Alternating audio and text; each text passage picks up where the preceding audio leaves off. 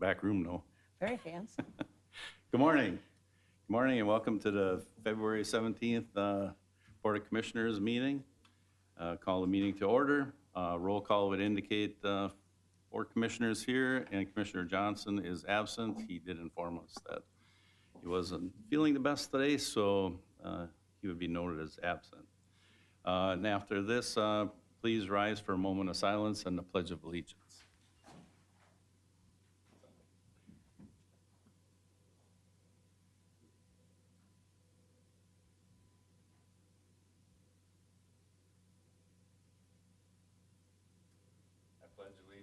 To the flag of the United States of America and to the republic for which it stands, one nation, under God, indivisible, with liberty and justice for all. Okay, first item would be to approve the agenda that we have before us. Mike, any additions, corrections? Mr. Chair, no additions or corrections from administration. Okay, looking for a motion to Move approve the approval. agenda. Thank you, Commissioner Clark. Second. Thank you, Commissioner Bertram. Any further discussion? Seeing none, all those in favor signify by saying aye. Aye. Opposed? Motion carried. All right. The next item, we have the privilege of recognizing the years of service. Today we begin our meeting by recognizing our employees who are celebrating their work anniversaries with the county. We are recognizing 41 employees with anniversaries from July 25th to December 25th, or 2025. Combined, these employees have 820 years of dedicated county service. And I will have our administrator, Mr. Williams, take it from here. Thank you, Mr. Chair. Good morning, everybody. We all know that Stearns County is full of dedicated and hardworking employees who every day live out our values of professional, approachable, responsive, collaborative, and fair and equitable as they provide vital services to the people of the county. And today we're going to take a little time to honor and recognize those employees who've hit a milestone in their careers with Stearns County. So we're going to take those few minutes and watch the PowerPoint that celebrates those milestones. So if the back room would run that, that would be great.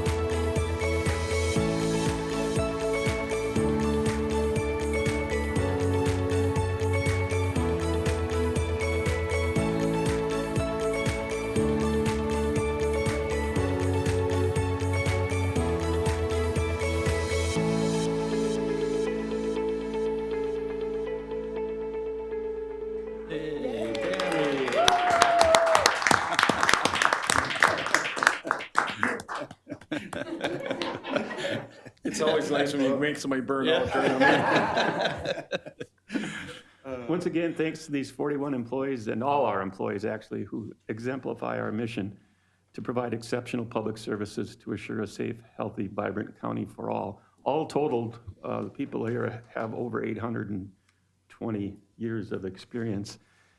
Your dedication to our important work makes life better for the people of the county, and that's really what we're here for, is to make people's lives better. So on behalf of myself and the county board, we appreciate you and the work you do in serving the residents of Stearns County. Thank you.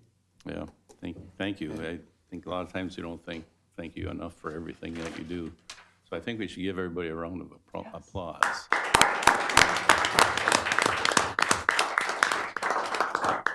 And congratulations, Tammy. It's quite a milestone. Yeah. All right, anybody else wishing to say anything? Otherwise, we'll move on. Okay. Next item is our consent agenda. There are 16 items on our consent agenda. Pardon me, better shut my phone off. Mr. Chairman, I'll ask Yes. that F11 and F12 get pulled, please. Okay. And I would have just F14, just have Randy kind of just give a recap of why we have that account. Anyone else? If not, we'd be looking for a motion to approve the rest of the consent agenda. So moved. Thank you, Commissioner Bertram. Second. Thank you, Commissioner Clark. Any further discussion? Seeing none, all those in favor signify by saying aye. Aye. Opposed? Motion carried. All right. Would you like to Can you handle? start with Randy, just to? Oh, yeah. Yeah, we can do F14, which is.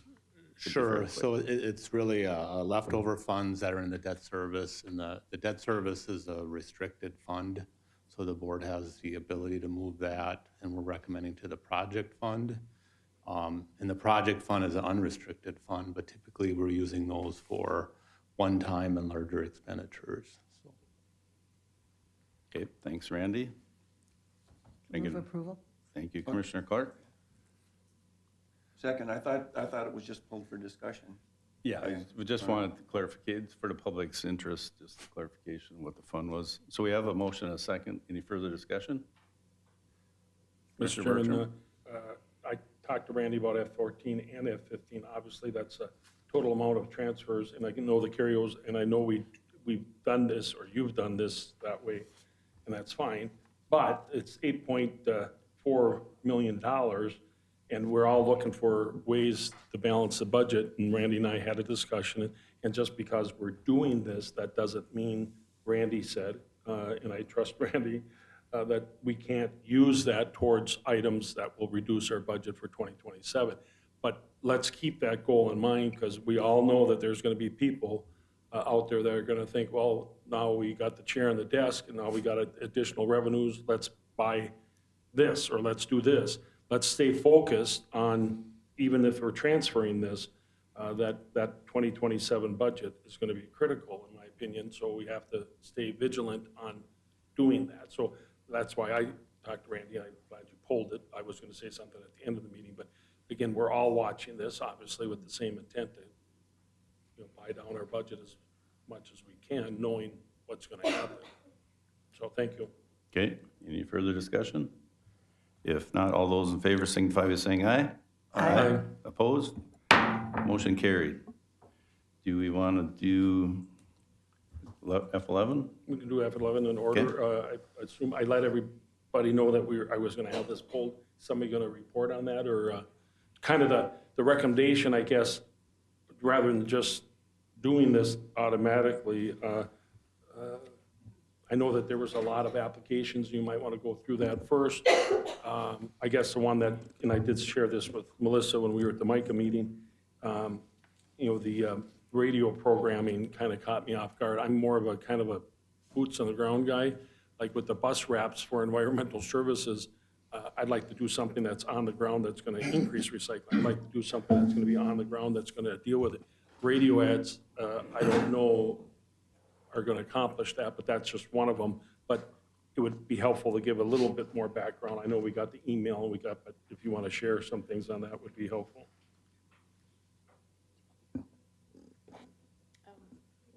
Okay, I'll take it. So we did the Janet, you request. want to just state your name? Oh, sorry, Janet Goligoski, Director of Public Health. Good morning, Mr. Chair and Commissioners. Last August, we did an annual update for the board and received approval to move forward for call for projects, which we engaged our procurement manager, Heather Betcher, who's also here with us today, to engage in that process to make sure that we had an evaluation team, that we had objective standards, et cetera. So we received 10 proposals in total. The evaluation team was made up of internal supervisors, one from public health and one from emergency management, who has responsibility for some regional kinds of activities. And we had 2 community advocacy committee members, Tom Lands and Lacey Loken, who's the director of Native American Studies at St. Cloud State University, and Heather were all on that team. We had a 5th community member who had to disengage halfway through the process. And so we went through a very rigorous proposal review. Then we had, we rated those per our normal procurement management process. And 9 of the 10 were invited back for interviews to be able to ask more questions, clarify the proposal. Of those 9, 3 were moved ultimately forward for approval at this time, which is our ask in the consent agenda. Those 3 are a town square media to do and manage a county-wide media engagement, which will include the ability to look at data and narrow it down to specific zip codes and manage educational and informational media work with that, to also build out a public website for our opioid dashboard to see if we're moving the needle on that, in addition to not just the radio spots, but additional marketing information that would blanket all of Stearns County, including other projects that we're currently doing and moving forward with. So that's one of them. A second project is through Centricare to expand and build out 2 new addiction recovery centers, one in Sauk Center, one in Paynesville.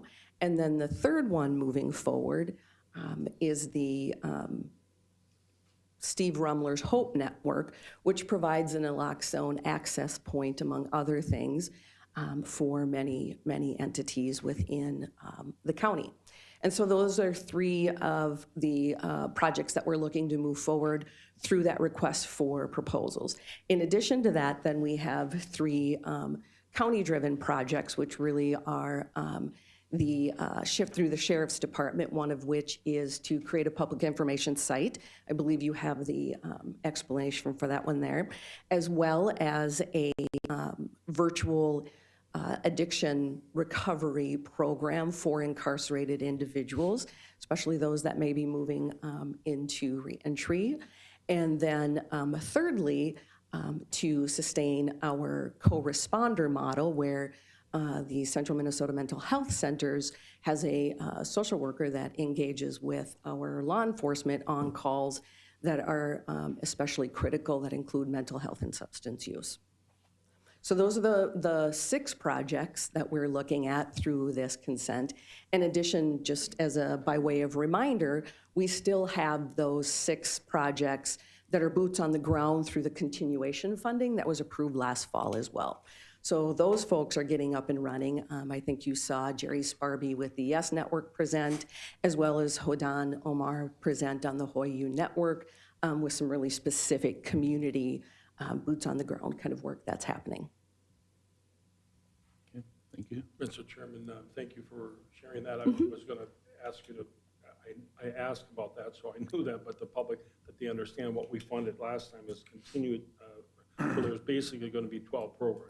Correct. We will have 12 programs operating in Stearns County, from boots on the ground to a very wide educational promotion, all of which are evidence-based, all of which hit those 3 pillars that we've always focused on, which is prevention, harm reduction, and education and Mr. recovery. Chairman, it might not hurt for the public to explain how this opioid funding, where this is coming from and why this is there and how long it's going to be there. Oh, yes, fantastic reminder, Commissioner.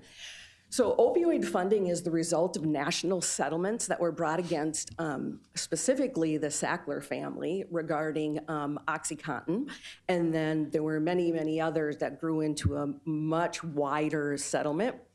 When it all came down, what ended up happening is many companies that were producing, distributing, marketing any of the opioid pharmaceuticals were in some way contributive of the opioid addiction that we see nationwide that's affected many, many, many communities. As those settlements came into being, there was a 13 to 18-year plan for that funding to be able to be distributed to states, and then states like ours to counties and to public health departments. Those funds were front-loaded, so we have the majority of our funds were received in the first 5 years. There's still some companies that are going through bankruptcy, and so those settlements haven't been fully settled. And so after year 5 now, we have to see what kind of fundings are going to come in year after year. It's 13 to 18 years because we really don't know how all of that, all the bankruptcies and the settlements are going to play out towards the end of those years. But it will likely be less as time moves on. And the committee, Commissioner Mr. Chairman, that we created when this started, with countywide, we made sure it was countywide and everything. The participation of the committee members, I heard what you said kind of about the subcommittee, but the overall committee, are they engaged? Are they active? Yes, up until this coming year, we've been meeting monthly and have created bylaws. We keep minutes. We engage everyone in smaller sessions to assure where we're going. We've had some school superintendents request my staff that support opioid settlements out to do some kinds of displays regarding opioid use. You might have heard of the Hidden in Plain Sight display. So we've been to different schools for that. In addition, we've had many folks come in and do presentations, those continuation funds entities that I was talking about. They've come in to do presentations, and the group has been really excited about that. We have 2 subcommittees. Right now, we have this subcommittee to look at the projects, and then our second subcommittee will get up and running if and when we engage Town Square Media. So the community itself will have a really active role in bringing forward what some of the data responses should be in terms of our media. And the last question, Mr. Chairman, is do you notify the applicants? Obviously, you'll notify the ones that receive funding. I assume you notify the ones that did not receive funding. And I assume all the notes and everything are all that folks that didn't get funding can look and tweak maybe their proposal for next time. Yes, exactly. So I'll notify everybody after today's meeting of their results, and then they will be able to access all of the notes. A lot of times they'll request debriefings, and we can meet with them and go over that too. That's good. Thank you. Okay. Unfortunately, we need this, and it's a countywide. It's just as bad in rural Stearns as it is in the metro about drug abuse. How unfortunate. So we just got to keep doing what we can do to prevent it. Move Okay. approval. Okay, Sounds we like got a you're ready. motion to approve. Commissioner Clark? Do we have a second? I'll second it Okay, thank you, Commissioner Bertram. with the note that I'm not nuts about the town square meeting. Noted. All right, any further discussion? Commissioner Persky? Yeah, I'll just comment too about the advertising. You know, it's difficult to see what type of results you actually get from advertising. You know, I go back, I remember the Just Say No campaign and how that was hit in the media. Do people really respond to that?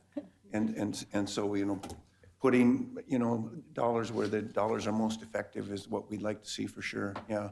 But I'll vote in favor of it. Commissioner Clark? And Mr. Chair, I really appreciate your having pulled this, Commissioner Bertram, and the conversation around it, but for it being a comprehensive approach. I too would have concerns part of this is how are we doing all of the above, and for the amount they will be getting, we couldn't pay people enough. And as to the campaign you talked about, there are other inherent difficulties with that particular campaign, mostly teenage hormones. Exactly. And just as a quick note, commissioners, if I might be so audacious as to interrupt, there really is not much of a kerfuffle around these environments with the work that we're doing with opioids. Broad support everywhere. Most people really do want lots of engagement.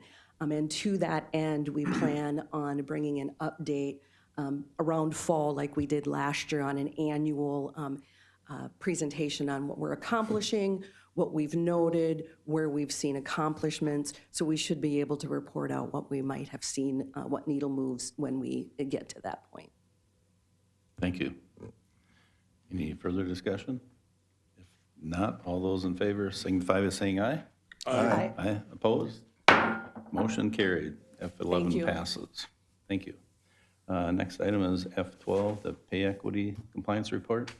Commissioner Bertram? Yeah, thank you, Mr. Chairman. The last meeting when we pulled it, the motion was that we would have a report at a future board meeting and place it on a regular agenda so we could have some time for discussion. And I know Mike noted that in his one of his emails to us. But if we, in my opinion, there's still some open-endedness to this. I don't care how standard it is. I've been told many, many times, and I'm sensitive to that employees watch and listen to what we say and do, and that goes both ways. And I think there was some missing parts in the communication of how this works and meeting with the groups. And so everybody here knows that there's some concerns, and to me, there are legitimate concerns. If we approve this without discussing those concerns, in my opinion, I don't care how mundane or routine this is, it's sending a signal that we're not listening, or we're not going to get back to you and let you know. So that's my concern. And Mike, obviously, I'm sure will share something, but we're going to have a discussion after this meeting on some of that. But wage studies and pay equity compliance reports and everything generally shouldn't cause some distrust or concern. And I think for whatever reason, this one has. And so do we just approve it on a consent agenda item without any discussion of trying to make it better maybe next time, or by attempting to address some of the things, this time? I'm not sure. But that's why I'm pulling this, and I'm inclined not to support this until we have that deeper discussion. Mr. Chair? Yes. Commissioner Bertram, thanks for that explanation. The pay equity report is a report that we provide to the state every 3 years. We basically submit our classifications to them, the male and female composition of those classes, so the state can make sure that we've eliminated, or that we don't have inequities between female-dominated and male-dominated job classes. So this law's been around since 1980, mid-1980s. So again, it's to make sure that positions with similar skills and responsibilities are paid equally, no matter if it's a male or female-dominated. Our classification system is what is submitted, and the state just gives us back the results. And they say you're in compliance or you're not. It is a snapshot in time at the end of the year. So there's really nothing anybody can do about this report. And it is mundane. Well, not mundane, it's routine. And if there were problems with our classification system, significant problems, then it would show, or could show in this report. It doesn't, we passed, and we really should get it submitted in a timely manner. Now, when the board did consider this, the board asked that we be able to talk about this, and really what we want to do is talk about our classification system. And we're scheduling a work session sometime in the near future where we can sort of talk about that classification system, talk about our classification advisory committee, and actually we're at that time we'll likely propose some changes to that policy, the classification advisory team policy. So submitting this, again, it's perfunctory. It's not going to change anything that we had planned for you, for the board, moving forward as you want to consider our pay system. So I really, that's why I put it back on the agenda. I explained that to the board in an email, so we can get this requirement behind us, and then you can move on and have those discussions as you asked for. Thank you. Commissioner Clark?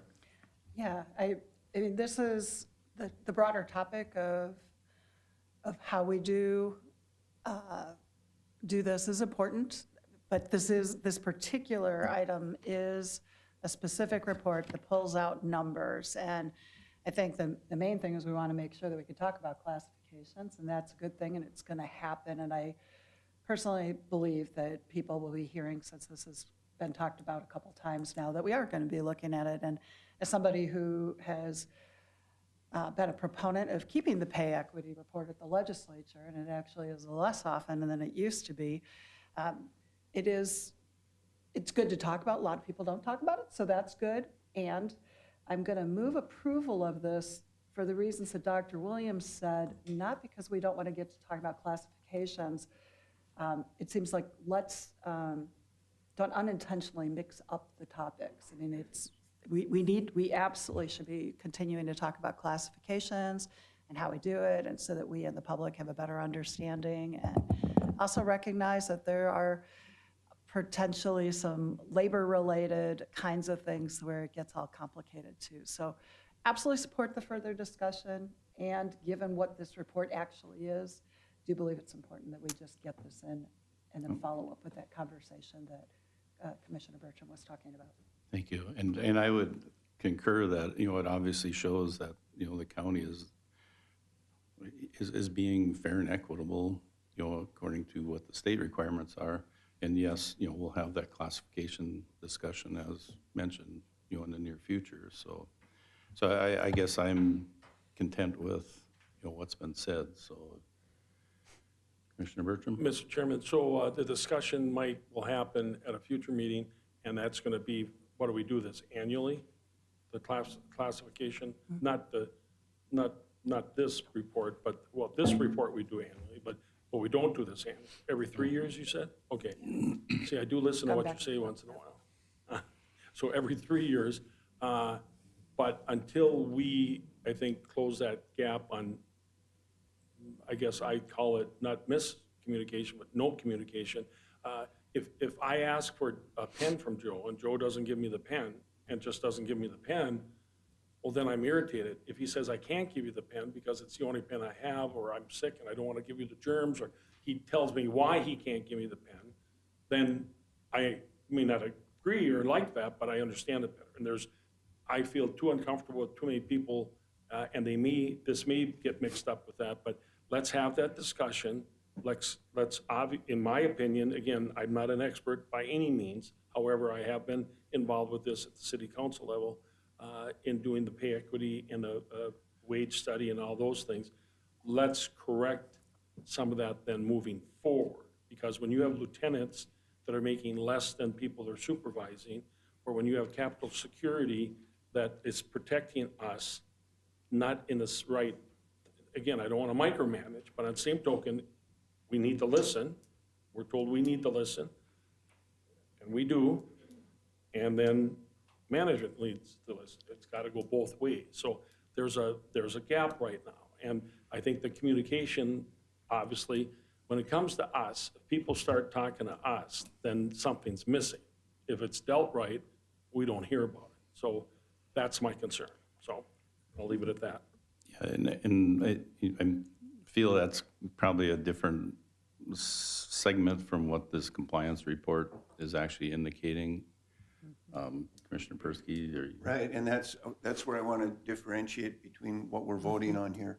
And if it's a matter of the gender equity and equity across the board that way to comply to a state requirement, then we move it forward, of course.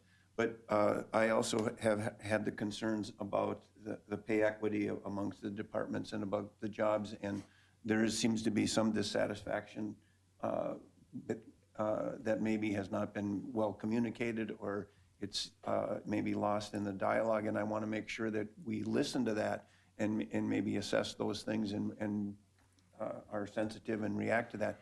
So my question then would be, we're going to meet the compliance and we'll move this forward, but when are we going to talk about the classifications and how we might be looking at some of those inequities that some people are seeing? Is that going to happen within this next year? Is it going to happen 3 years from now? Are we going to deal with it even before the next year? No, I would say in the next couple of months. Okay, so we are going Is to that a address those issues. second then? Well, That's a we'll second. hold the discussion. What action you may or may not take is, who knows? But yeah, Okay. we'll have the discussion for sure. Okay, now we have a motion and a second to approve the pay equity compliance report. Any further discussion? Seeing none, all those in favor signify by saying aye. Aye. Opposed? No, Randy, you want to do roll call? Commissioner Clark, Aye. Commissioner Persky, Aye. Commissioner Bertram, no, Commissioner Notch, Aye. passes 3-1. Thank you. Motion passes 3-1. Okay, on to our regular agenda item, Public Works. With that, we'll recognize our new highway engineer, Mr. Bird. Welcome. Good morning, Mr. Chair. Good morning, Commissioners. It is an honor and a pleasure to be serving Stearns County today. So my first item is just some information. Thought I'd give a little update. I've been here just a little over a month now. And for those following at home, I am Chris Bird, the county highway engineer. So now I'm starting to catch my breath after drinking from the fire hose of information, but I'm not quite there yet. Still a lot to learn, but I'm happy to be doing that. One of the first things that I had to tackle was our office manager recruitment. You may have known our office manager, Tracy Warzola, retired January 30th with over 15 years of service with Stearns County. Not only was she an asset to Stearns County, but she was also a resource to other counties. And I know that from my previous employment. Whenever we would come up across something that we hadn't done before, weren't quite sure what to do, more often than not, we would ask ourselves, what would Tracy do? And we'd fire off an email to Tracy. And I know that wasn't the only county. Many counties would reach out to Tracy for her guidance and expertise. So she's going to be tough to replace and somebody that's critical to our department. So that was something that we started right off. We received well over 20 applications, and after screening through some minimum qualifications, reviewing those for similar experience, we culled that down to about 7 applicants that we interviewed through a virtual interview process. And then after interviewing those 7, there was about 3 that rose to the top that we decided that we want to interview a second time and get to know a little bit better in person. Unfortunately, one of those applicants withdrew from the process, not quite sure. I think maybe the correspondence that the county received was that they accepted employment elsewhere. So we interviewed 2 applicants, and we're still working through that process. And hopefully we'll have some resolution to that soon. One of the other things, a goal that I had set for myself was I was hoping that within my first month as the county highway engineer, I would make it out to all of our out shops. And for those that may not know, we do have 4 maintenance shops outside of St. Cloud. We have one in Belgrade, Sauk Center, Richmond, and Albany. I have made it out to our Belgrade and Sauk Center shops, so tried to go to the farthest ones, work closer to home here. But pleased that I was able to spend a couple afternoons, an afternoon in each one of those shops. And we do have some good employees that work for the county and the highway department. And happy to see that they seem to be running lean and efficient operations. So I'm hoping in the next couple of weeks that I can find some time to meet with the supervisors in our 2 remaining shops in Richmond and Albany. So in addition to reviewing construction plans, as seen in previous board meetings, and today we've got authorization to advertise projects, and hopefully we'll be receiving bids in the next month. There's more projects to come. So that's just a brief update of just a couple of things that I've been working on in my first month as the county highway engineer. I'd be happy to answer any questions that you may have at this time. Anybody have any questions? Commissioner Bertram. I'm curious, Engineer Bird, you take county roads when you go in between the regional offices, between Albany and Richmond and Belgrade? On some, I'm teasing. in the interest of Make a time, point not of all doing of them. But I will say there was a couple Saturdays I have taken in my own free time just to try to learn some of the county roads. So a little over 1,000 miles of county roads. I have not traveled every mile. Maybe within the first year, we'll see if that happens. When you hit Padua, then you know you've hit the mark. Yeah. And you know where Padua is. I have not visited that community It's yet. in So. Commissioner Notch's district, but everybody knows where Padua, well, a lot of people know where Padua is. So the finance person, there was a little bit of bump in the interviewing and everything. Where are we at with that? Yeah, so we did that second round of interviews, so we're still working through that process with offers and checking references and those kind of things. So no confirmation. No confirmation, nothing more I can say at this time, but hopefully soon we have some resolution and we can get somebody in that seat again. Thank you. Okay, then we will go, that was information only. We'll go to G2. All right, moving right along here. Our next item here requires some action. So what I have before you today is approve a design services agreement with Stonebrook Engineering. Our County Road 75, because I was 75 through town here, my predecessor was successful in securing about $3.5 million of federal money to upgrade those traffic signals along there. In total, there's about 21 traffic signals. Now, we don't need all of those. A couple of those are with MnDOT that we're not touching. A couple of them have been upgraded recently. So there's about 16 intersections that we need to upgrade those traffic signals. Due to time constraints, we're really under the gun here to get some plans authorized and not lose that federal money. So we don't have the capacity or expertise in-house. We turn to our consultant partners out there in the industry, and we've selected Stonebrook Engineering based on their expertise, successful completion of Stearns County projects in the past, and the capacity to deliver a set of federal traffic signal plans in a short amount of time. So I'm asking the board to consider contracting with them. The action item was to approve a design services agreement. Since the time of submitting the agenda request, I have learned that Stearns County does have a master agreement with Stonebrook. So I'll leave it up to the board discretion. If you want a separate contract for this specific project, they are acceptable to just using a work order under that master contract agreement with Stonebrook for the authorization of this work. This is work that is budgeted. The design services is budgeted for this current budget year, and the funding is in our 5-year plan with the federal and then state aid for the remaining of the local match. So on the finance side, Randy, does it matter either way? It won't hurt to have an approval. Okay. Mr. Chairman, that's what I would, for the dollar amount and confirm the total dollar. I want to make sure I'm doing my math right. Yeah. The dollar amount is $627,456 for this design services contract.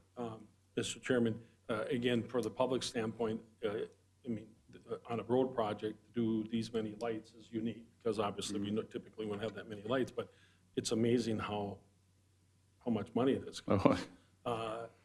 What people kind of take for granted, but because of the dollar amount, I would recommend we do a separate agreement.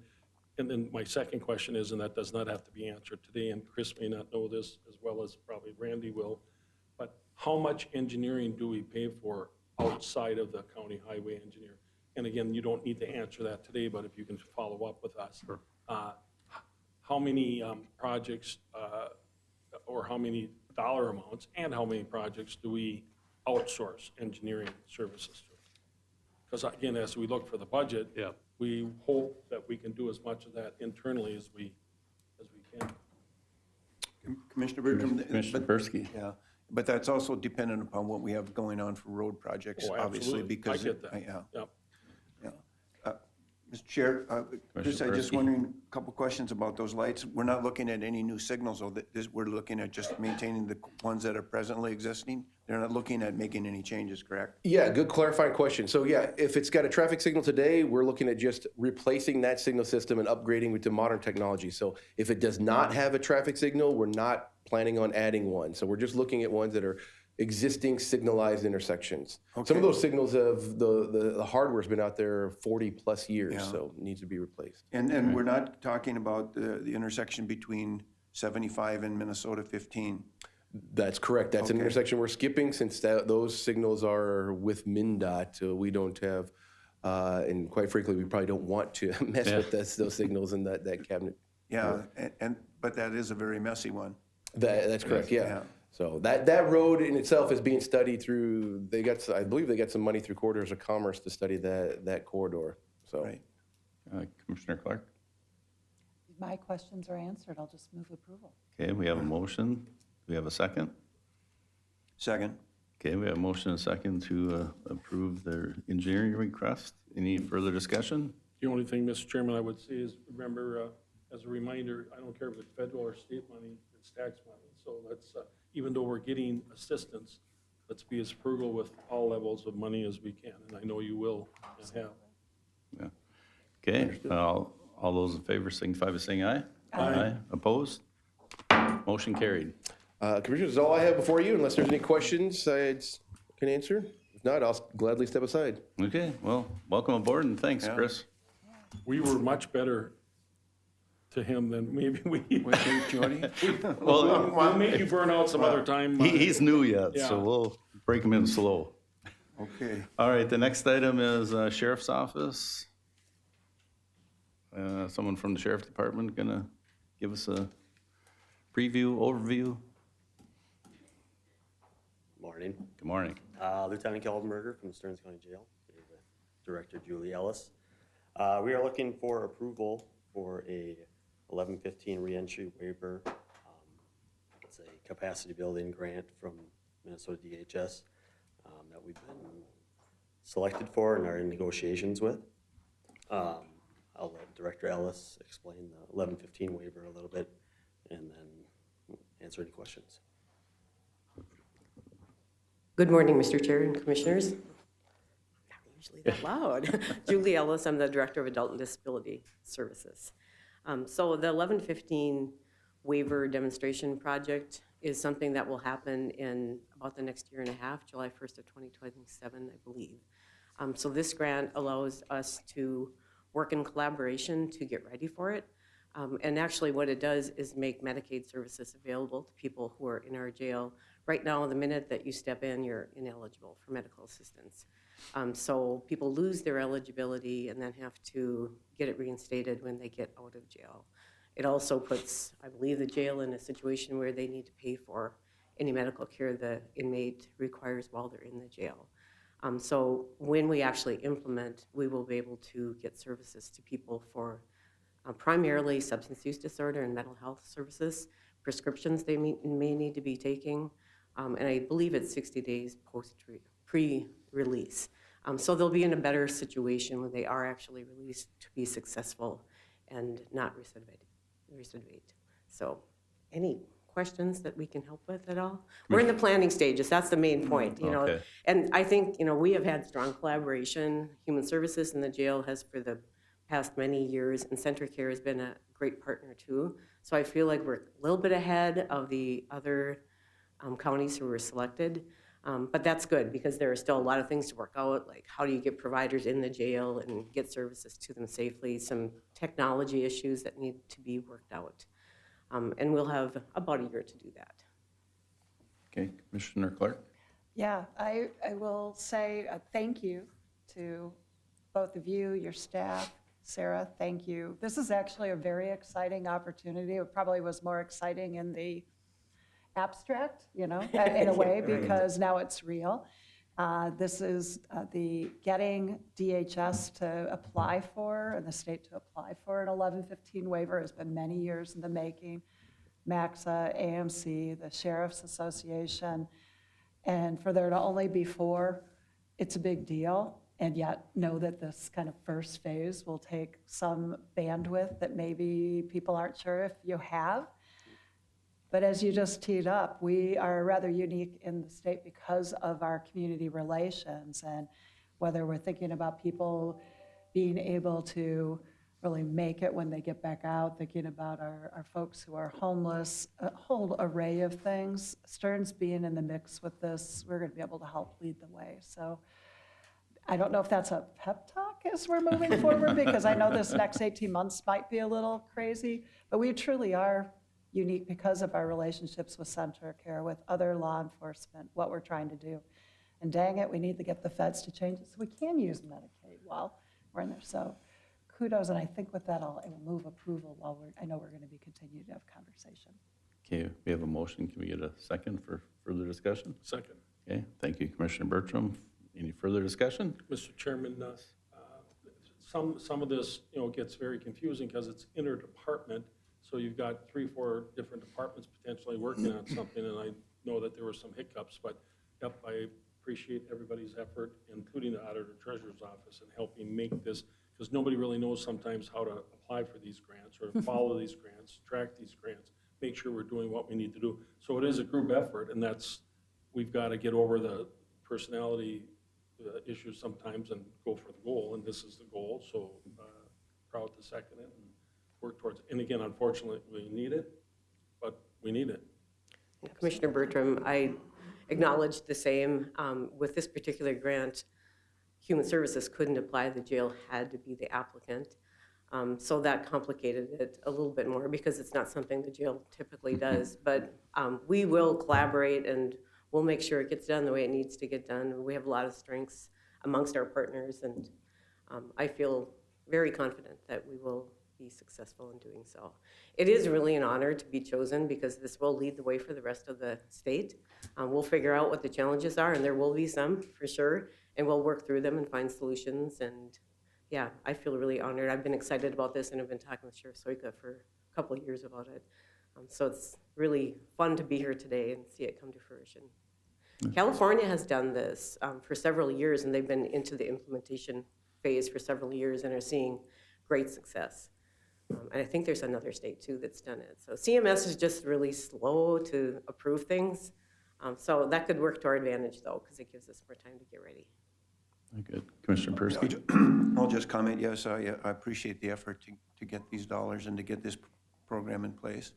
Actually, while we're spending a significant number of dollars, the return might be greater because actually the preventative care that some of these folks will be getting and the recidivism hopefully maybe would be corrected somewhat. So these are dollars I hopefully are going to be invested that actually might save us long-ranger dollars. So yeah. Yeah, not to mention, I don't know the sheriff's budget very well at all, but the costs that are being incurred now will be covered by Medicaid. So I assume that there are some costs that are significant. Yeah. Oh. And not everybody will be, on medical assistance when they're in our jail, but it will certainly decrease some of those expenditures. And Mr. Chair? Yes, Commissioner Clark. For me, I think for us, right? I mean, that's been why there's been such a big push on this for years, is because but for being in the jail, for many people, Medicaid would cover these services, or together we would figure that out between departments. And so this has been a big cost, and it also means there's gaps in what happens with people. So if we're really, there's a lot of good evidence-based reasons for doing it. From a financial standpoint, there's some big ones. So that hopefully we'll be kind of first in line because we'll figure out what works. There you go. Okay. With that, we have a motion and a second to approve the request. With that, all those in favor signify by saying aye. Aye. Aye. Opposed? Motion carried. Thank you. Thank you. All right. Okay, next up, administration. Mike? Thank you, Mr. Chair. There are just 2 items under administration. The first is this, if the board decides to set the public hearing to consider adoption of an ordinance that would limit the taking of deer with shotguns rather than rifle. Last year, the state of Minnesota eliminated the statewide shotgun zone. And of course, you all know Stearns County has been in that shotgun zone for many years. I don't know when it started, but many years. So today, if the board doesn't take any action, rifles would be allowed for the taking of deer in Stearns County again. And at the same time, the state authorized counties to be able to adopt an ordinance that would keep the county as a shotgun zone. And so to do that, you would need to hold a public hearing. At one point, I know we were talking about holding that hearing as soon as March 10th. Informally, I say that, we were considering that, and then there was a suggestion to do it at our evening meeting in Melrose on April 7th. So because there was a little bit of disagreement or discussion about when we should do that, I put it on the regular agenda so the board can talk about it and set that hearing if it chooses to for sometime in the next few meetings. The next 4 meetings are, well, I would suggest it needs to be done in March or April. The state DNR, if we are to establish a shotgun zone, they want to know that by its May 5th or 6th, I believe, so that it can go in the deer hunting rule book. If we wait until after that time and make a change, then it wouldn't get in the rule book. So I think that's important to make sure that we make a decision before the first week of May. And Mike, if we would do nothing, it would roll into the state. If you do Everything's nothing, then it would stay with the rifles. Rifles would be allowed. So you don't have to adopt an ordinance. You wouldn't even have to hold a public hearing, but I think you want to hear what the public wants to say. Yeah, I think we've all got emails, spoke to people. So I think it would be important that we probably, listen to the public. I don't know what's everybody's wishes, any particular, I mean, I just wanted to mention April 7th just because it would be, out in Melrose and, the city hall, bigger room and stuff like that, in case more of the western, central part of the state, wanted to weigh in on it. But, Mr. Chairman, I agree with you. 1, the rural meeting, and 2, the time, which will allow, the folks to. Right. I don't know what the procedure is going to be on setting that up, but I think we better be prepared for that. I assume there's going to be more than a handful of folks that are going to be wanting to share their thoughts, so we might want to have that thought out. and I think part of that too is we wouldn't make the decision that night. It would basically be hearing from the public and hopefully it wouldn't be, kind of hearing the same thing over and over. Hopefully, it can be a public group effort, for or against. Commissioner Mr. Chair, Clark. Mr. Chair. Commissioner Clark. Go ahead. So, yeah, I mean, I agree. I think that day makes a lot of sense. I think to the extent there's some ways to incorporate what we've already been hearing into that record and/or to the extent we can help people hone. Because there's a lot of big emotions about this. And right now for the public, we have 9 counties around us, more than anybody else. 4 of them are rifle and shotgun and the rest aren't. And they're all going through this and people are going back and forth, and I know that the DNR says that they're comfortable. They were neutral with the legislation, and they're comfortable with it either way. And yet, there's not a lot of education about what the differences of all this means, which means we go back to, understandably, some pretty big emotions. So whether we're also, as chair, if you end up asking people to raise their hands or something, so we can help get voices that aren't quite as redundant, or if they've already given it to us. And I personally really would like to be able, whether it's Senator Howe, who had a lot of evidence-based information that he sent a couple years ago, or somebody else to give us something, because the state unfairly is letting us make a decision that is a pretty hard one. And then lastly, I mean, it's not something we normally would do. This is not normally our it. But lastly, this is about public land, not private land. People who have private land still can make those decisions, and that's an important thing to put out there too. They can make decisions about what they're doing or not. Commissioner Persky. A couple things. First of all, having it though on the 7th, I'm a little bit concerned of the timeline in that that would give us only the following meeting then to make that decision. Whereas we had advertised having it on the 10th of March, and I think we've got a good number of people that have already responded to us.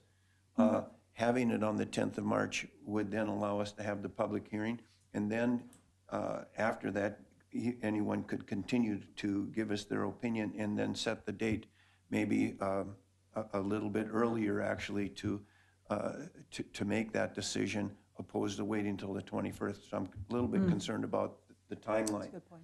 The other thing is having the public hearing out at our remote meeting while we're looking at having the ability for the public to respond.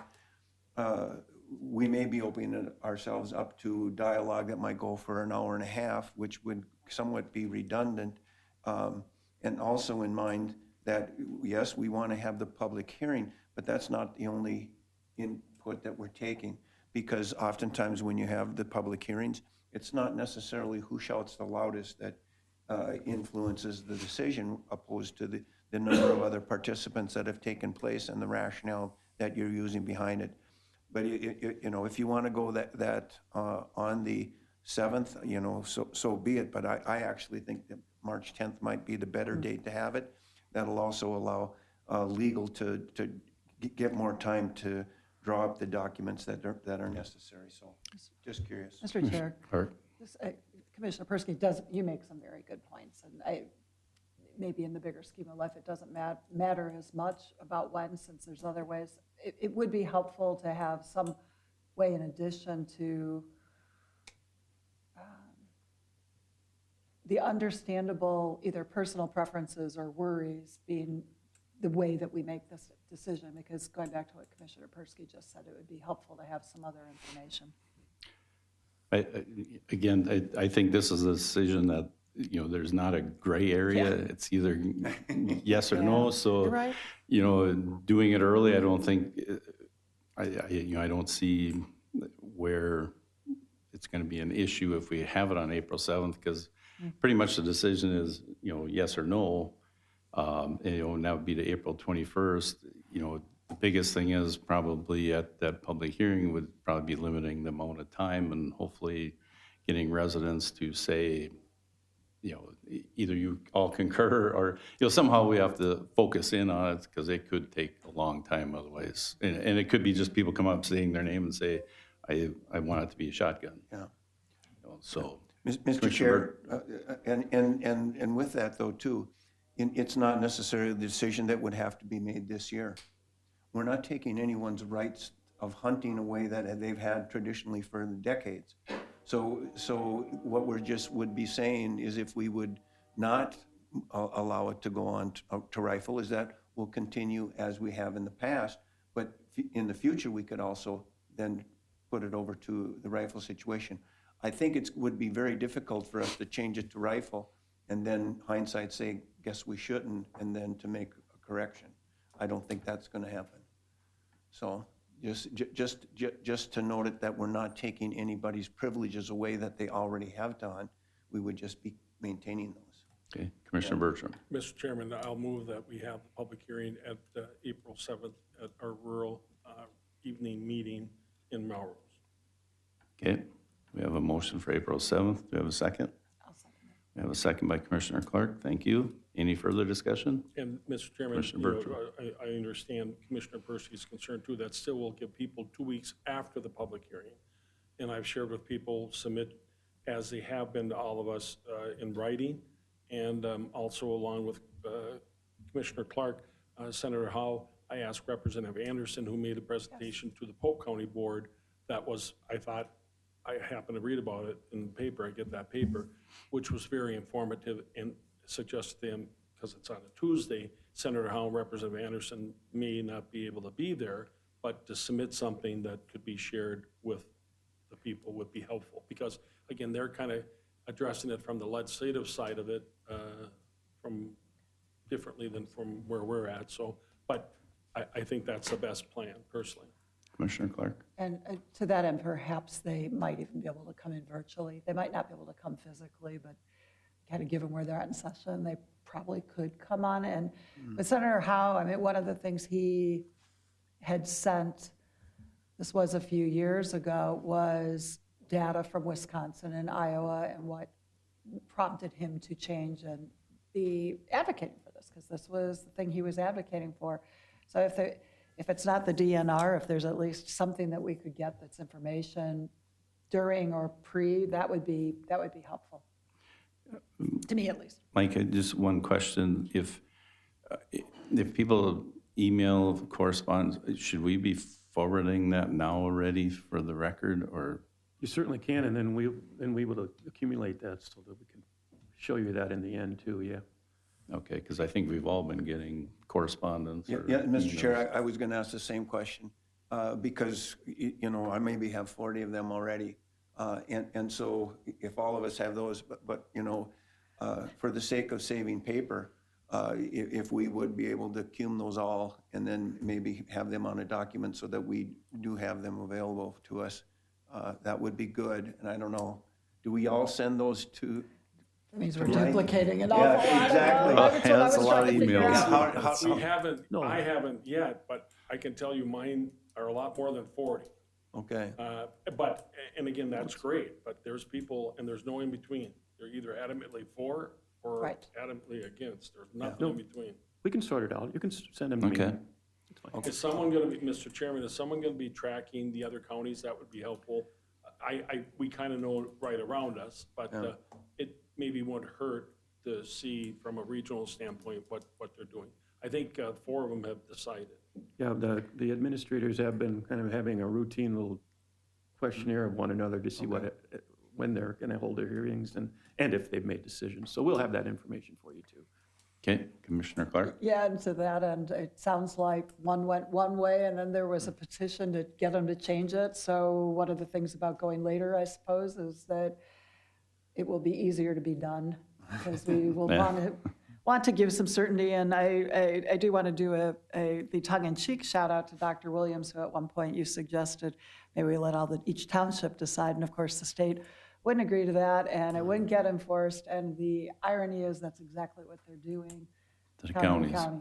Yeah. Yeah, the DNR has made it perfectly clear that we can't do any, make divisions in the county and have part B shotgun, part B rifle, or things like that. You need to either do it or not do it. Okay, The other thing, Mr. Chairman, that they've made adamantly clear, to me at least, is they do not want nothing to do with this. So they will not have anybody at the hearing, I can tell you No, that. they do not want anything to do with this. all right, so we have a motion and a second to hold a public hearing April 7th. No further discussion. All those in favor signify by saying aye. Aye. Opposed? Motion carried. Oh, with that, we're on to the Jail Justice Center. Jail Justice Center, you have 2 things on the agenda. One is to see the financial plan, the debt plan. And we have our consultants here and our own staff. And then, so Randy and Sarah will lead that. And then Kevin is going to give a report on the bids. And then there's a few action items after you hear a report from Kevin. Good morning. Good morning, Mr. Chair, members of the board. With me today, I have Sarah Utsch, our finance director, and Bruce Kimball from Ellers, and of course, Kevin.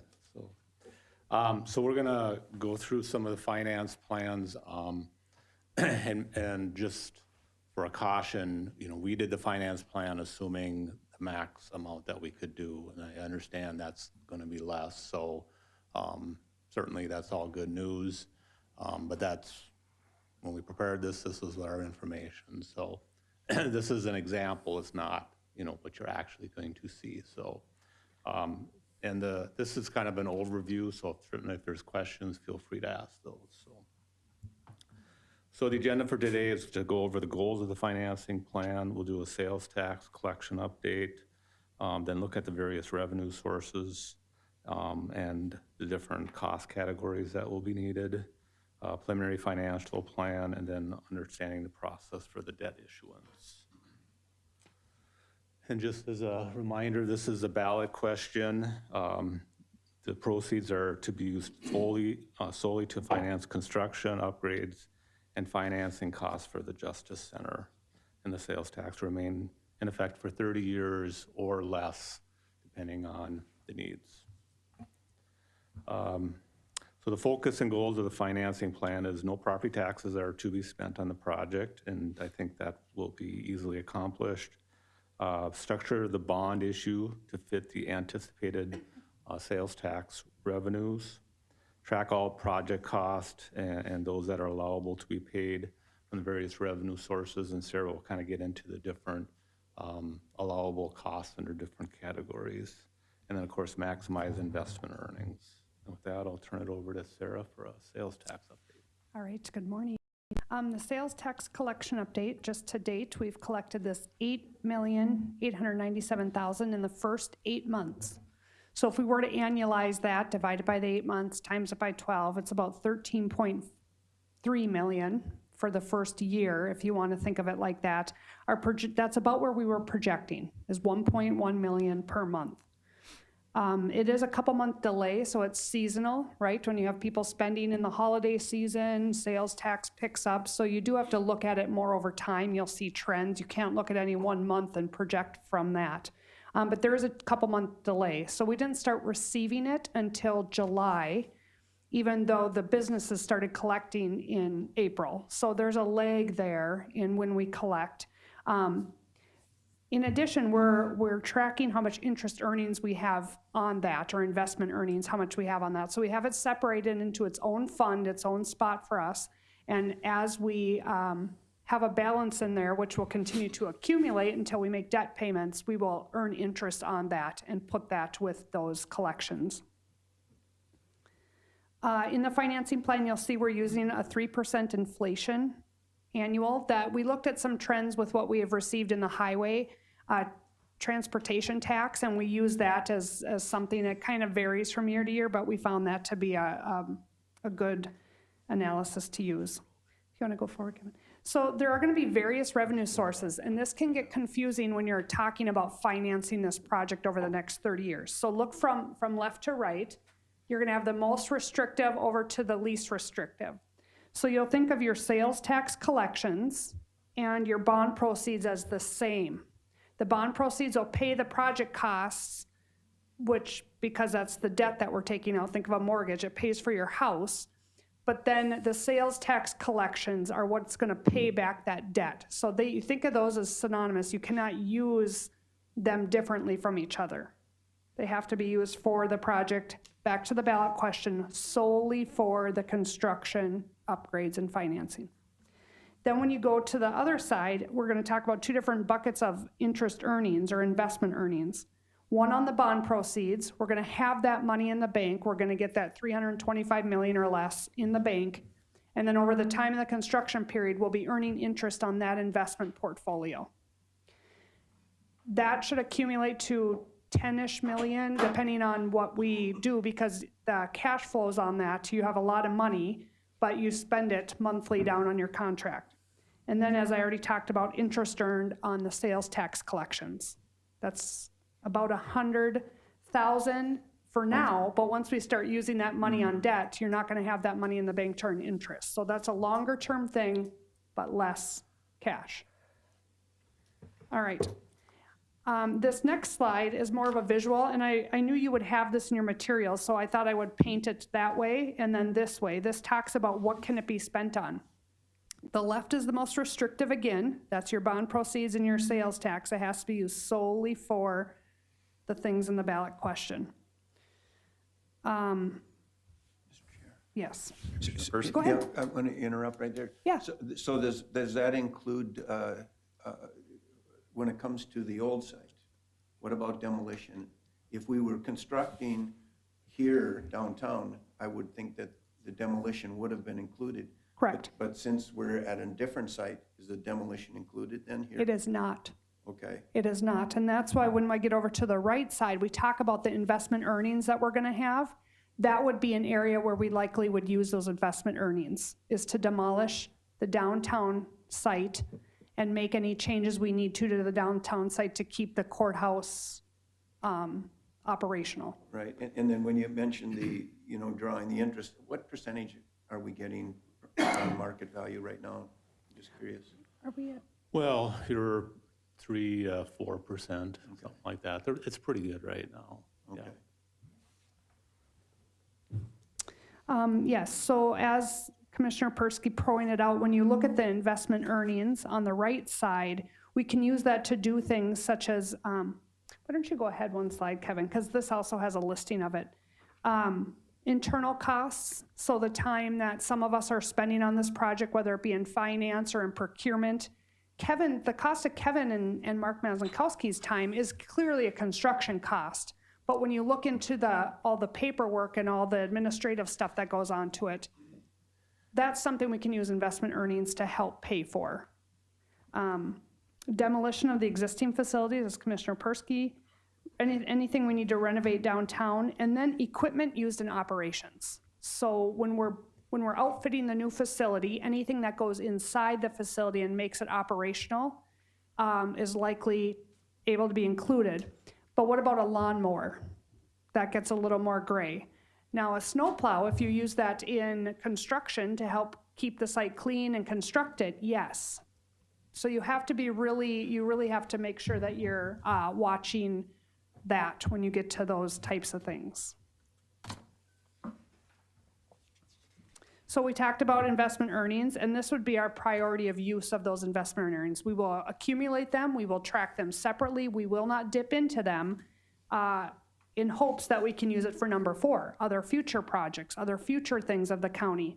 However, if we have project overruns above the contingency that we set aside, or if we have things like internal staffing costs, demolition of the facilities, that types of things, we'll use it for that. If our sales tax doesn't come in as we project, again, we don't want to dip into property tax levy. We would use these investment earnings to make that debt payment until we started getting more in. And then lastly, our hope is to keep that for the future. I won't talk much about the next slide, the sales tax rebate program. We just were all in with legislators recently to talk about this being a priority. But again, if that whole facility does get approved to be sales tax exempt under the rebate program, I think that would bring back, our latest estimate was another like 1.1, right? 1.1, something like that, back into the project, meaning we'd get that money back, freeing it up to use for the project or other things.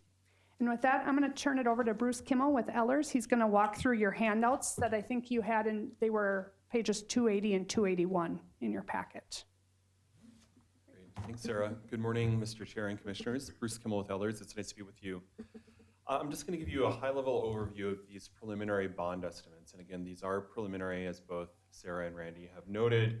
Our first set of numbers were predicated on a $325 million deposit to the project construction fund. As we're all aware, your actual numbers are likely to be significantly lower than that, even with contingency. And so we'll work with your team over the next couple of weeks to really fine-tune what seems to be the right bonding amount and the right deposit to the project construction fund, making sure you have enough cushion, but not too much, because the more bonds you issue, the more debt you pay, and we want to get that as close to right as possible. This first page really just shows the preliminary sources and uses of funds on the bonds. I should note also, I think you are probably all aware of this, we at Ellers are strictly your advisors. We're not bond underwriters. So this isn't our proposal per se, it's really just an estimate of how we could see this bond being structured. And again, all of our advice and strategic insights are really just to get you the best possible deal on this financing. But you can see the sources and uses here. Let me start actually with the uses, because it kind of feeds into the sources. You can see here again that estimated $325 million deposit to the project construction fund. The estimated cost of issuance, these are definitely higher than we'll actually see, especially with a lower bond amount or project construction requirement.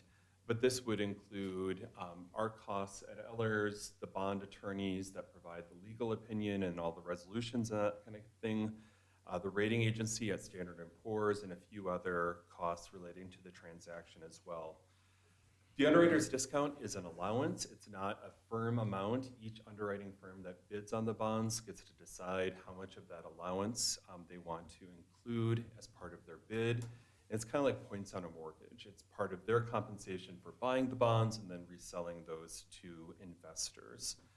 And then, like I said, the deposit to the project construction fund, roughly $327 million in total, again, in this scenario. Then under the sources, you might be wondering, well, why is the par amount only $322.3 million. Shouldn't it be 327? And that's because there's a phenomenon in the bond market called premium pricing. And what that is right now, I know this is exciting stuff. We have new microphones coming in March. Okay.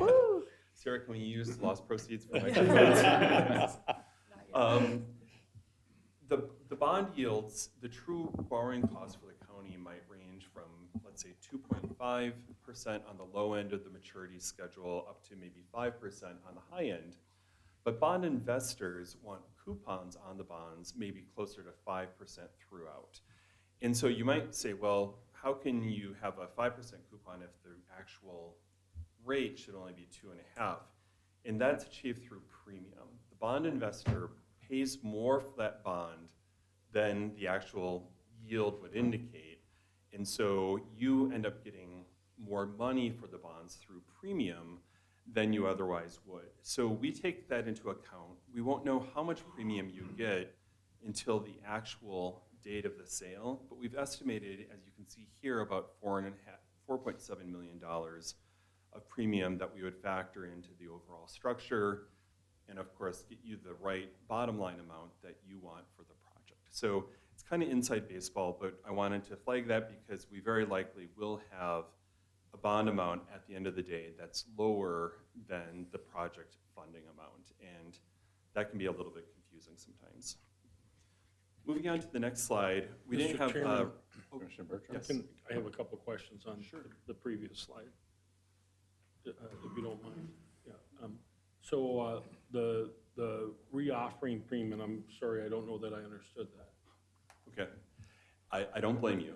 It's extra money, essentially, that the bond buyer, the underwriting firm that wins the competitive sale, will be paying you on top of the par amount of the bonds. So they'll pay for the par amount of the bonds. Let's say it's 300 in this case, 22 million. But in order to warrant the higher coupon rates on the bonds themselves, like 5% rates, they're going to have to pay more money upfront to you because the true market rate on those bonds might be 3 or 4%. And so we work it out through the math so that they can have their 5% interest rate on the bond. So, bond with 5% rate, but we know that your true borrowing cost is in that 3 to 4% range. And so that premium is basically extra compensation to the county in exchange for giving that higher interest rate. And Mr. Chairman, I assume, I'm just curious, you've done a project like this before? Yes, yes, many times. Bigger, higher, same? Yes. Well, not bigger. Mr. Chair and Commissioners, this is the largest jail and justice center that we've worked on and is probably in the state in recent history. But we help counties all across the state on these types of financings long-term and with this kind of premium. And then the cost of insurance, Issuance. to whom? Who's the insurance? To the county, I assume. Covering what? The issuance costs? Yeah, but what's the insurance, no, the cost of insurance? No, it's issuance. It's issuance. Oh, I'm sorry. There you go. I didn't put my reading glasses on. I'm still learning. I'm the same way. Yeah. I'm not trying to use them, Mr. Chairman, because I don't want you to make fun of me. Got it. Sorry. Okay. Great questions, thank you. So we didn't have room to put the full financing term or spreadsheet in, but did you say that on it's page 280, and you can see that that is just the estimated 30-year term on the bonds, again, assuming that $325 million of project costs, and you can see how we ramp that up a little bit each year over the first several years to try to more or less match and feather in with the sales tax collections. We don't want to ramp it up too fast. We also don't want to ramp it up too slowly because that would just generate a lot more interest expense for you and for the taxpayers. And so it's sort of a Goldilocks exercise. I will note, if you see the 30-year totals on the slide and as well as on the handout, you can see that it totals right around $610 million estimated, and our interest rate estimates are a little bit high in this scenario as well. The key thing to note is that if you have a substantially lower bond amount, if you only need 290 or 300 million, something in that range, of course you're going to be paying a lot less interest as well. And so these debt service numbers will come down accordingly, right, from what we've shown here. So this really is a high water, almost worst case scenario in terms of this presentation. Any questions about that dynamic with principal and interest payments over the 30-year term? No. Okay. And then finally, the next slide is a cash flow analysis, and we will continue to work with Randy and Sarah and their crew on fine-tuning this. But this is where we bring the two pieces together, the lost collections, the sales tax collections rather, and the estimated 3% increases in those, as Sarah noted, and then the estimated debt service payments. And looking at what's your annual and cumulative surplus or deficit there so that we never run negative. With the $325 million price tag, there is an estimated set of years. If you see use of investment earnings served towards the right-hand side, you can see that there's a few years in which we would need to use some of those investment earnings to pay a portion of the debt service so that that fund never went negative and so that you never needed to use other county revenues. However, again, with that lower project cost, that looks like it's coming into play, that need is going to shrink or maybe disappear altogether. And so when we come back to you in a few weeks with the pre-sale discussion, the official financing plan, you may very well see that column either being much, much smaller or non-existent based on the new bond amounts. But I should also note, on the upside, is if you saw this going out all 30 years, you would see that balance growing towards the later end, because we keep debt service more or less level after a certain period of time, but your collections on the sales tax continue to grow on average, right? And so this would allow us, allow the county in the future to pay off the bonds early, and you will have that option after a certain number of years. And since the sales tax can't be used for anything other than the Justice Center or Judicial Center, we would certainly look to the county's future opportunities to pay off those bonds early and either retire the sales tax or look to a new project way down the road for another county priority. And obviously, the future county board would have to look at that decision and decide whether to go to the legislature again, let's say in 25 years, for a new sales tax or a continuation of the existing sales tax. Mr. Chairman, you said the future board, are you thinking we're not going to be here? I'm not going to be here, Commissioner. Mr. Chair, would it be fair to say we would then be that future board? You're right.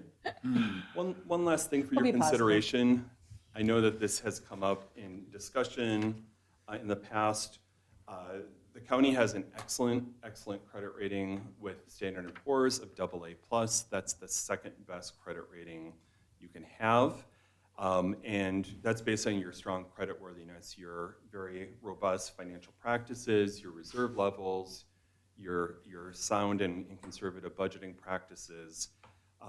And so all of that is within your control, and you've done a great job of working that. Other things are outside of your control: economic factors, tax base. Largely, maybe you can do some things on the margins there, but S&P is going to be looking at some things within your control and some without. We think that you're most likely to be looking at an affirmation of your AA+ rating, and that is really great for this financing, and we don't have any qualms about your ability to attract investor interest and very strong interest rates and borrowing costs based on that AA+ rating. And we really wouldn't recommend you taking extreme measures in an attempt to get a AAA rating. It would probably require you to have ultra-high fund balances and do other things that probably wouldn't be in the county and the taxpayers' interest. So we would not recommend that. You may have recalled there was some talk initially of the county's ability to get a state credit enhancement on this bond issue. That would essentially wrap your AA+ rating with the state's AAA rating.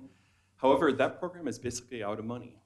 So there's not enough statutory capacity left in that state PFA credit enhancement program to be able to take your $300 million financing and put it into the program. So I know PFA is trying to get that changed at the legislature. We don't know if that will actually happen. We don't know a lot of things about what will happen this legislative session.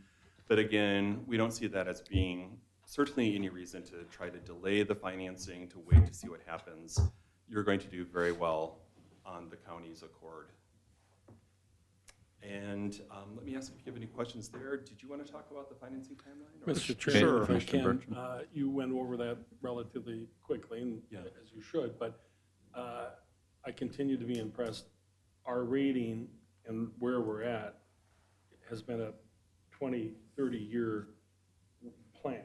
I mean, having no debt and doing what we've done, again, the public really needs to hear that, and that just didn't happen. That was very intentional, and that was before any of us were on the board. You know, this goes back 30 years. And I always want to make sure that people understand that the county is being and needs to continue to be very directional in what we're doing, because it can change real fast. And so that I just want to make sure, as I said, you went over that fast, and you should, but that's extremely important, because we wouldn't be where we are today hadn't it been for 30-plus years of great work. So, Yeah, so that bond rating has been going up over the last 25 years. 25 years ago, we were in the B range, so it's been a pretty good increase. Yeah, sound financial plans and good budgets, and so, yeah, the board and administration have been a big part of that, so it's a team effort on that, so. And thank you for that, Randy, too. Yeah. Yeah. So this is a proposed financing timeline, certainly subject to change, but this is where we look at where we are today.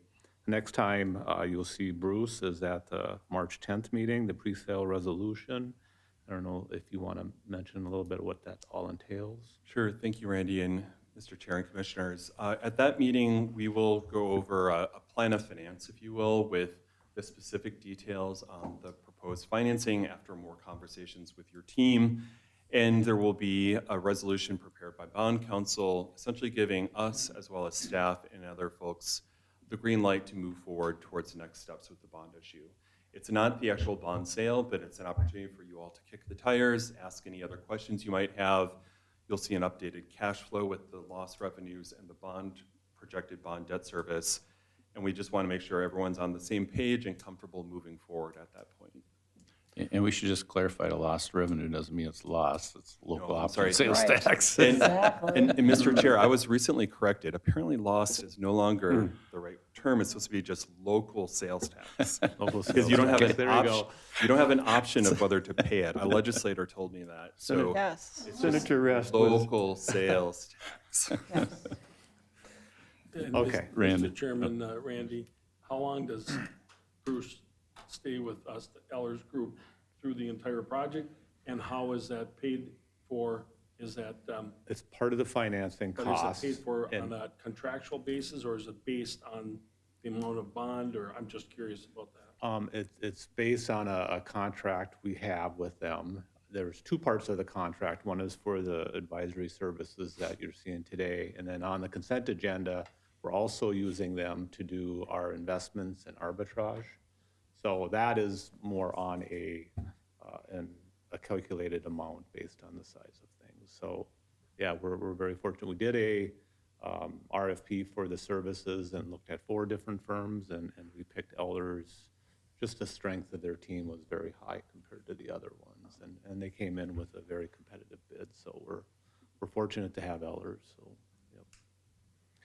So the next one, April 7th, and Kevin, I'm sure we'll go through this, is awarding the contracts proposed, and then April 21st is when you'll see the final action the board will need to take to award the bonds. And then the May 14th is not a board action, but that's when the actual bonds will be sold, so. Okay. And that's all we have, unless there's more All right. questions. Mr. Chair, yeah, I've got something. I was going to do it by issues by commissioner, but I think it's relevant to talk about it right now. And that is when I asked about the demolition costs. You know, one person's trash is another person's treasure. And that being said is, you know, we've been so focused on the new building, but I think we've got some time to think about the existing buildings and what's going to happen there. And to think that a wrecking ball might be the choice of what's going to happen, that's going to be a cost to us to clear that. But are there entrepreneurs out there that maybe have a different vision? Is there an opportunity there? Have we presented this to the chamber? Have we presented this St. Cloud Greater Development Corporation? Being open-minded about what could possibly do. You know, we were just complaining about the costs of the juvenile detention center, and when we sent folks there. We also talk about a scaled-down mental health center for those folks that don't need to necessarily be incarcerated. You know, I'm limited to my walk through the building and seeing what I saw. But is there something that it could be perhaps reused, repurposed? Same thing with the other building, rather than just take the wrecking ball to it and making that a cost, then just try to sell the raw property. Having it out there so that some other individuals might be able to take a look at it. Those pods, okay, you do have this, you know, the doors on them there, the cell doors. But if they were taken off and even maybe expanded a room between the two, could they be, utilized in another way? Could they be pods for industry or pods for office space? I don't know. But I think now we know we're building out there. But maybe at least think about, is there another purpose, or is there an entrepreneur or a number of them that could reutilize the buildings that are there? Because construction costs are very expensive. The demolition costs are going to be very expensive. So just a thought that maybe we should at least have it out there for entrepreneurs. I think that would always be an option. But we haven't talked about it. Right, We but I haven't put it out mean, there. we're probably a little further away from that, but I would say that's definitely another option. I mean, it's. Yeah, Mr. Chair, I think, Commissioner Persky, you're correct. We really haven't spent much time on what we're going to do with the campus here. And we even talked about a little bit at our retreat last week, that now is probably the time to begin to think about that. If we need to have a space study about this building in the historic courthouse, if there's reuse of buildings, we've included the demolition in the budget because if that's what we do, there's going to be a cost there. And I think that was prudent for us to do that. But we really haven't explored all the options yet, and we need to do that. Okay. And then one other question was, initially when we were talking about district court, we're still going to house district court, is that correct? Aren't we housing? The district court the seventh offices. district. Correct. Yes. Yeah. Okay. Yes. And is that going to be at the new building, whereas if we were to, could we repurpose office space in the existing one and still keep them here and use those dollars to repurpose that in the existing courthouse? Mr. Chair, Commissioner Persky, the district court pays us rent, and we do not have space in the new facilities for them. So we are going to keep them here? They could stay here as long as we want them to continue to stay, the lease agreement, or they could find another spot. Okay, so then, because could that be considered part of the Justice Center? So that we could actually use some of those sales tax dollars to do any renovation to purpose that for them, to improve the quality of that for them? We can look into that. Okay. Yeah. Okay. Next is. Thank you. Thank you. Thanks, Bruce. Kevin, are you up? I'm up. All right. Kevin Cornick, Facilities Manager for Stearns County. I figured they would give you some death by PowerPoint, so I didn't for today. But my goal for today is to first give you a summary of where we're at. it's safe to say we had a very good bid day. And so we'll go through some of the numbers there. And then on your request for action, we have 3 items that we'll get into. So first of all, summary on our bidding. We took 54 scopes of work out for bids, which is the vast majority of the scopes for the larger projects. So we have 4 scopes left to bid if you think final cleaning and gym equipment and some of those things that are several years down the road. And then we will have the accessory structure that's taking a little bit of a different path, a little more self-performed. Those bid scopes will come out probably in the next 2 weeks.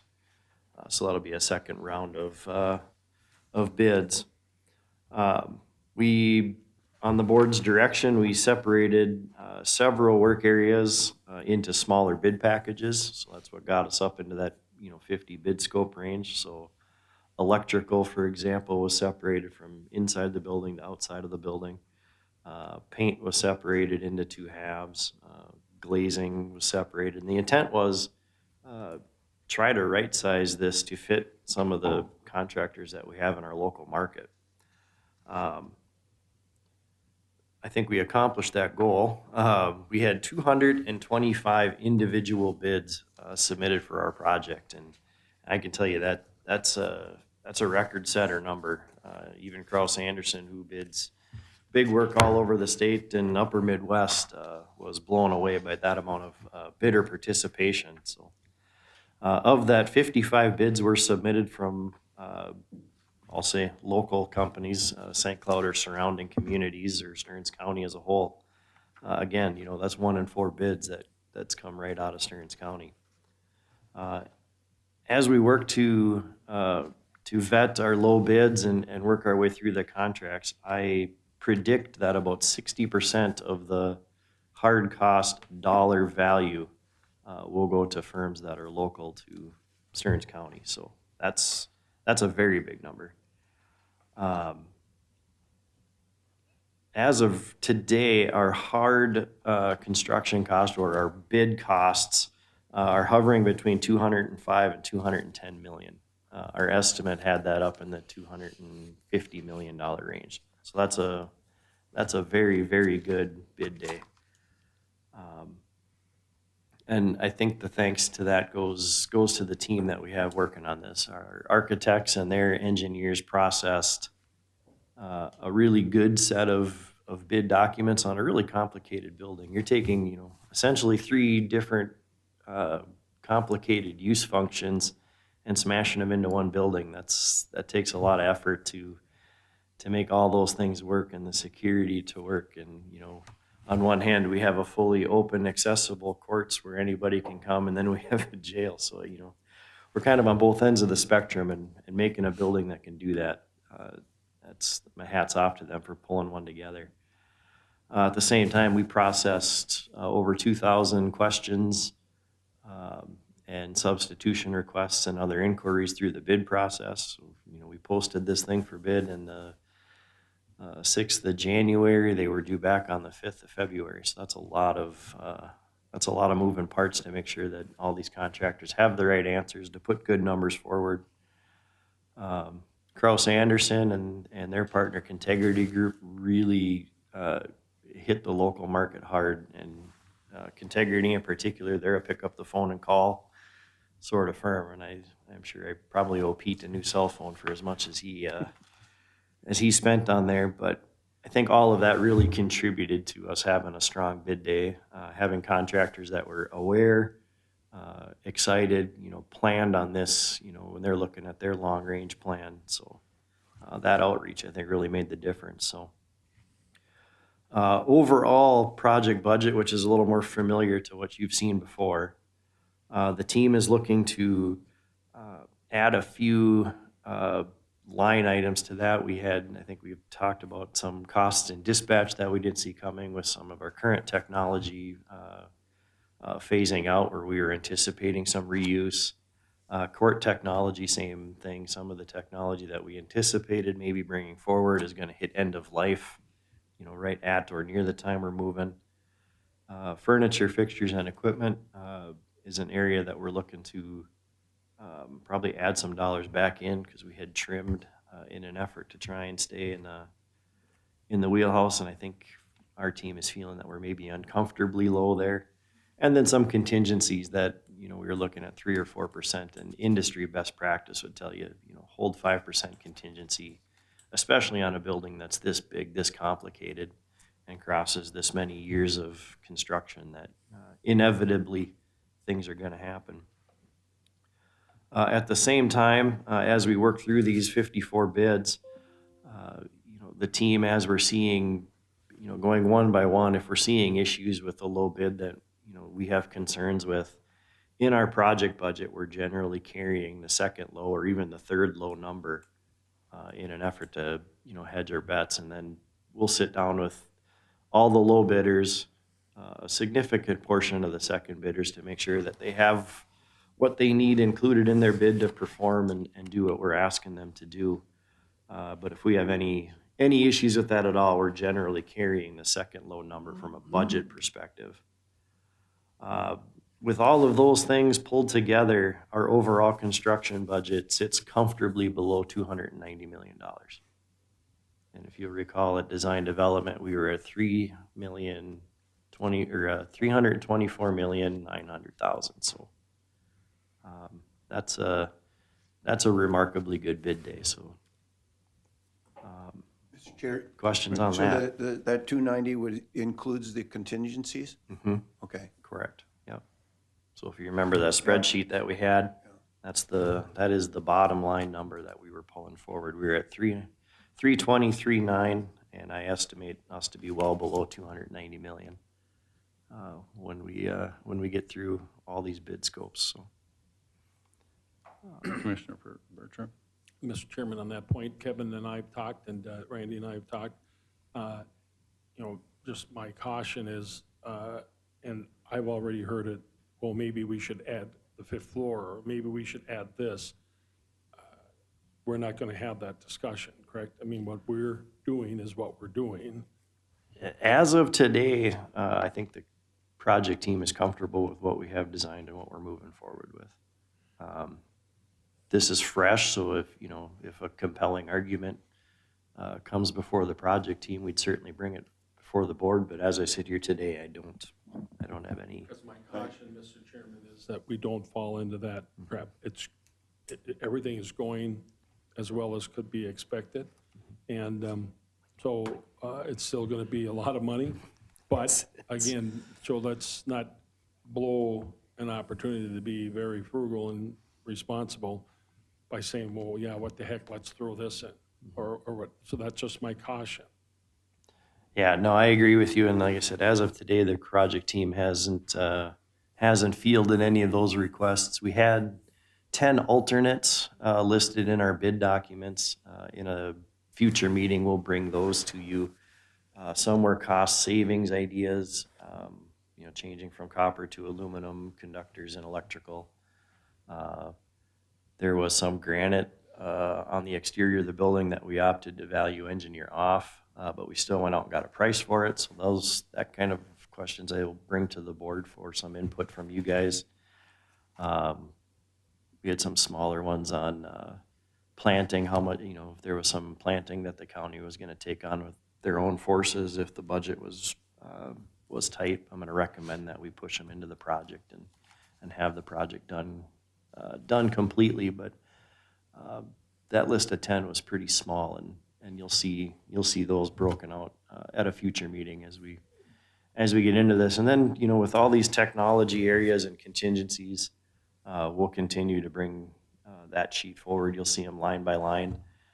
We will include the history of where we were, schematic design development. So if we're making a change, you'll see that change as we go, and we won't make one that we can't justify. So, Commissioner Clark? Yes, thank you, Mr. Chair. Almost felt like clapping because it was a really good bid day. Yeah. It was, just like we were clapping, celebrating Tammy and other employees. It was really great news for a project that has taken you and the broader team an awful lot of hours. So thank you for helping also tee up and make it possible so that we could have local contractors that can be part of this. That's also a really big deal. And like Commissioner Bertram, I also want to, we've got a good project that's still going to cost a lot of money. It's going to cost our taxpayers less money, but we're not looking, I don't think, for new bells and whistles. I mean, I know there might be something on that list that you all come back with just in case, but a good day to celebrate, and we're not looking to build something even bigger and more fancy. Agreed. I don't believe that. Yeah. Just want to second that. So currently, the team is interviewing all of our apparent lows and second lows, all 54 of them.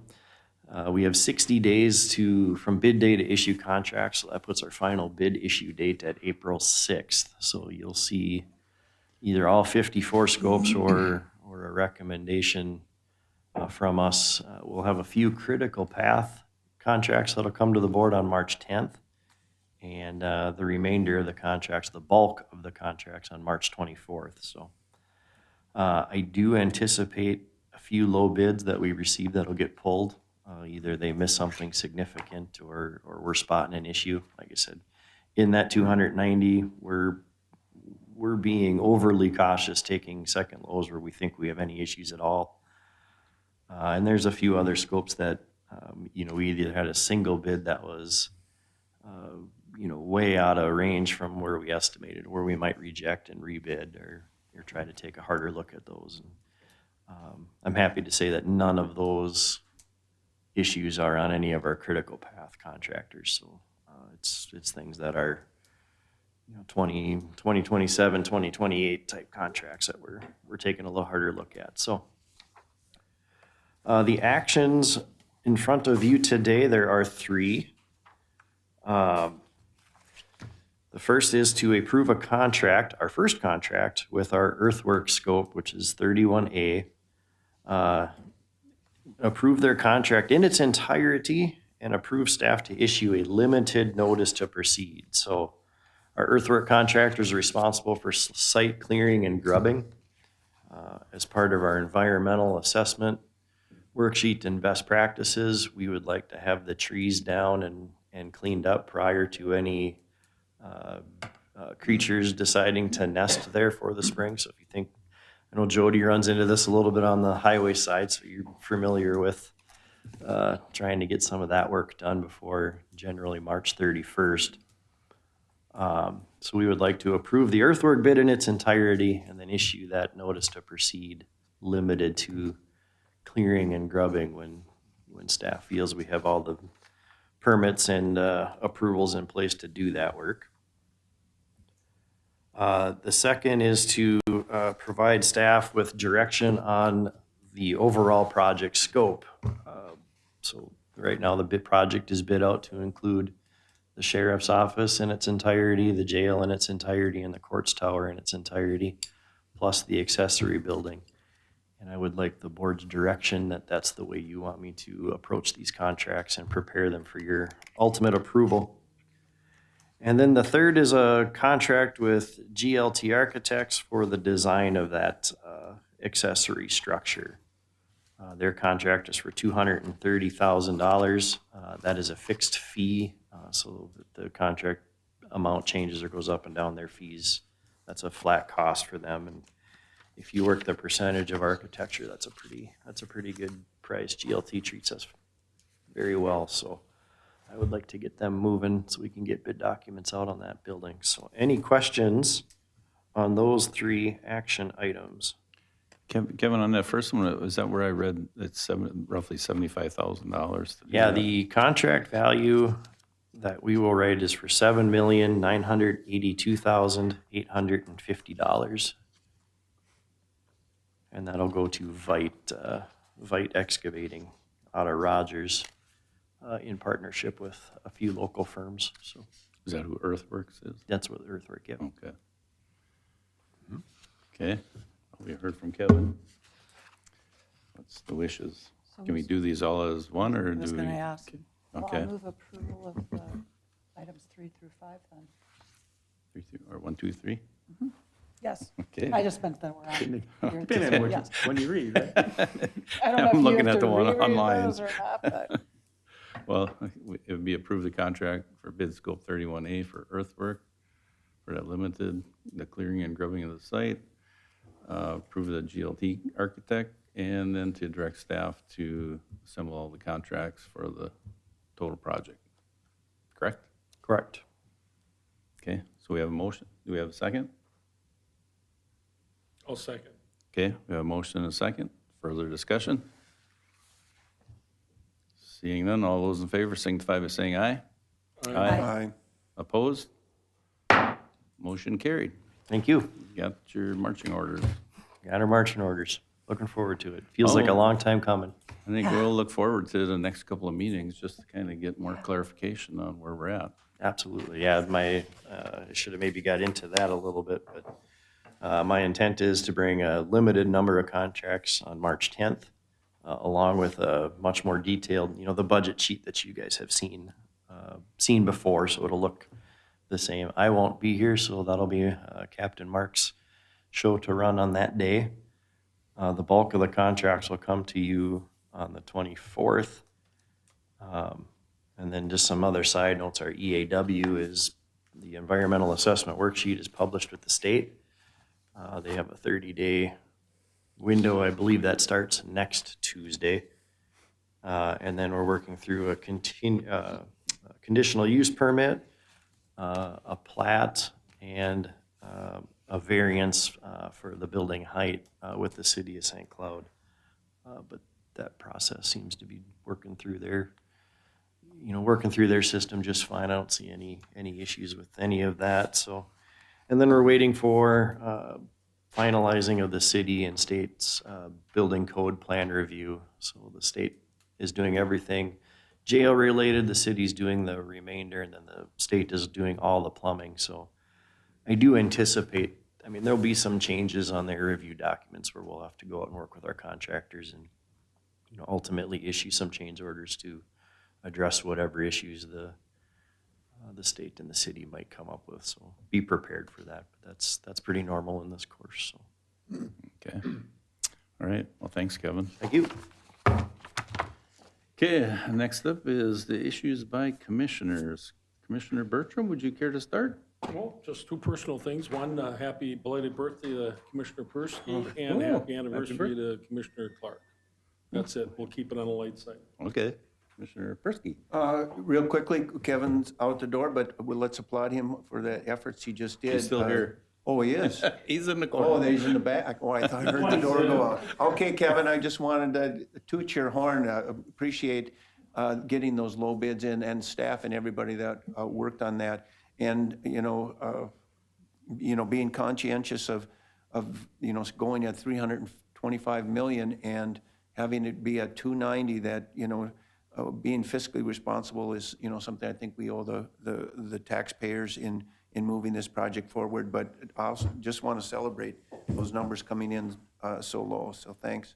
And then also, our community, unfortunately, has not gone unmissed or missed with the presence of ICE and the situation that we've had similar to the Metro. But I do want to say I appreciate the community's effort to do the best out of the situation as it is. We have a number of people that are at those anti-ICE rallies. They're well behaved, and we have people that are like-minded on the opposite side of that, and they've been well behaved. Also, we've had good relationships between the police and ICE and our sheriff's department and ICE in that they've been doing and working within what their jurisdiction allows them to do and their job descriptions allows them to do. So hopefully, we'll get through this situation as it is. But I just want to say I'm very proud of the community on both sides for being able to endure this tense political situation. Commissioner Clark. yes, and yes, belated happy birthday, Joe. And yes, I've gotten to be married to my best friend for 41 years. I have no clue how that Congratulations. happened. Thank you. I just really don't know how that happened. but I'm glad to say he's still my best friend. So we also, Commissioner Persky, yourself, Mr. Chair, and me will be in DC later this week for both, for NACO, but lots of learning, lots of things to get caught up on, but also to be talking to our congressional delegation about important things, including the impacts of HR1 and how we as counties are needing the feds to make sure that we've got the resources and time to do things right. We also have Transportation Alliance this week, and the legislature starts today. It's kind of crazy thinking they're finally now back and yet now back. And there's a few things we clearly want them to be doing and working on. And thanks for the good meeting at the end of last week on that. But we're going to have a lot of work to do this session. So that's it. Okay, thank you. And I guess I just want to recognize, we all heard, Holding Fort Mill burned on Sunday night. Yeah. So, we kind of remember and hope that at least nobody got hurt. And, obviously they got a big decision to make there. But, it was kind of tragic for that community. But, and then lastly, I know we have CASM on Monday, and Commissioner Bertram at this point would be the sole survivor, but Maybe use Commissioner Johnson. I reached out to Commissioner Okay. Johnson, so we'll good. see once, or if we can get somebody to tag team with you. It'll be a great day to talk about you guys. But yeah, besides that, we have dairy advisory tomorrow morning, Yes. so be a busy week before we leave. Exactly. And then I think we have the pre-audit meeting, is it on Thursday morning? Yes, yep. Okay.